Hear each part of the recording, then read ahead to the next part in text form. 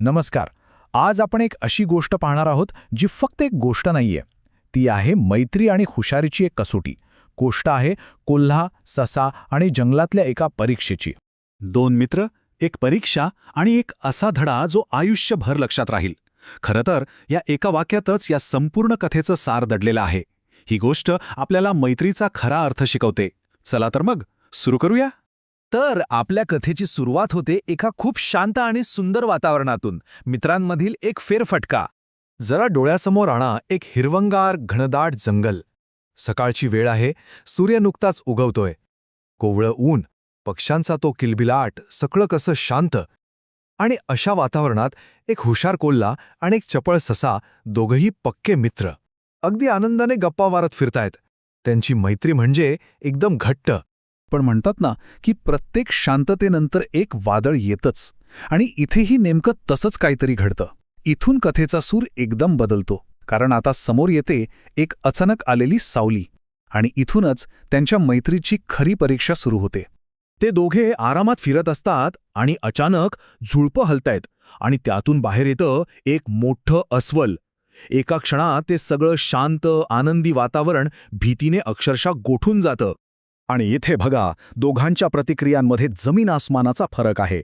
एका बाजूला कोल्हा, ज्याचे पाय चपळ आहेत, तो क्षणाचाही विचार न करता स्वतःचा जीव वाचवायला धाडकन झाडावर चढतो, मित्राला तिथंच सोडून देतो. आणि दुसरीकडे आहे ससा, जो हुशार आहे. तो मात्र जमिनीवरच थांबतो आणि संकटाला सामोरं जाण्यासाठी विचार करू लागतो. आणि हाच तो महत्वाचा क्षण आहे. इथूनच कथेला एक वेगळं वळण मिळतं. आता सुरू होते खरी बुद्धीची परीक्षा. कारण सशाने ठरवून टाकलं होतं की तो या संकटाला शक्तीने नाही तर युक्तीने हरवणार. आता सशाची योजना काय होती? एकदम साधी पण तितकीच प्रभावी. पहिलं पाऊल, तो जमिनीवर निश्चित पडून राहिला. दुसरं, त्याने मेल्याचं सोंग केलं. आणि तिसरं, सगळ्यात महत्वाचं, त्याने आपला श्वास रोखून धरला. कारण त्याला एक गोष्ट पक्की माहीत होती, अस्वल मेलेल्या प्राण्यांना हात लावत नाही. इथे एक खूप मोठा प्रश्न उभा राहतो, नाही का, की बुद्धिमत्ता ही नैसर्गिक प्रवृत्तीवर म्हणजे इन्स्टिंक्टवर मात करू शकते का? कारण बघा, कोल्ह्याने आपल्या नैसर्गिक प्रवृत्तीनुसार पळ काढला, पण सशाने मात्र बुद्धीचा वापर केला.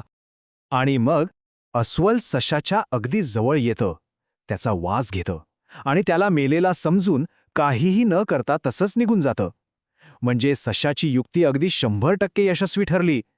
यावरून एकच गोष्ट कळते, संकटाच्या वेळी शांत डोकं ठेवून विचार करणं किती महत्वाचं असतं. चला, संकट तर टळलं, पण खरी गोष्ट म्हणजे कथेचं जे सार आहे ना, ते तर आता समोर येणार आहे. कथा आता पोचली आहे एका निर्णायक क्षणावर, अस्वलाचं रहस्य. आणि इथेच आपल्याला या कथेचा खरा अर्थ समजणार आहे. अस्वल दूर गेल्याचा बघून कोल्हा हळूच झाडावरून खाली उतरतो. त्याला अजूनही परिस्थितीचं गांभीर्य कळलेलंच नाहीये. तो अगदी मजेत थट्ट्याच्या सुरात सशाला विचारतो, काय रे, ते अस्वल तुझ्या कानात काय कुजबुजात होतं? या प्रश्नावर ससा अगदी शांतपणे पण एक असं उत्तर देतो जे कोल्ह्याच्या जिव्हारी लागतं. तो म्हणतो, अस्वल सांगत होतं की खरा मित्र कधीही संकटात सोडून जात नाही. हे एकच वाक्य, बस हे एकच वाक्य कोल्ह्याला त्याच्या चुकीची जाणीव करून देण्यासाठी पुरं होतं आणि कथेचं संपूर्ण सार आपल्यासमोर ठेवतं. ठीक आहे, कोल्ह्याला तर त्याची चूक कळली असेल, पण आपल्याला या गोष्टीतून नेमकं काय शिकायला मिळतं? चला, आता जरा या कथेमधून मिळणाऱ्या धड्यांबद्दल बोलूया. जंगलातून मिळालेले धडे. तर मग खरा मित्र म्हणजे नक्की कोण? या कथेनुसार खरा मित्र तोच जो कठीण काळात, म्हणजे जेव्हा खरंच गरज असते, तेव्हा तुमच्या पाठीशी उभा राहतो. सोप्या भाषेत सांगायचं तर मैत्रीची खरी परीक्षा ही संकटातच होते, नाही का? यातून आपल्याला दोन महत्वाचे मुद्दे मिळतात. पहिला, निष्ठेची म्हणजे लॉयल्टीची खरी कसोटी ही धोक्याच्या वेळीच लागते. आणि दुसरा मुद्दा म्हणजे शांतपणे विचार करण्याची क्षमता. हे खरं तर एक प्रकारचं हत्यारच आहे, जे आपल्याला वाचवू शकतं. सशाने हेच तर करून दाखवलं.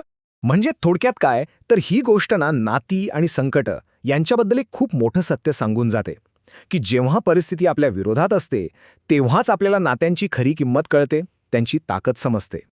आणि जाता जाता एक विचार करायला लावणारा प्रश्न, जेव्हा आपल्या समोर भीती उभी ठाकते तेव्हा आपण खऱ्या अर्थाने कशाला जास्त महत्त्व देतो? आपल्या स्वतःच्या सुरक्षिततेला की आपल्या नात्यांना?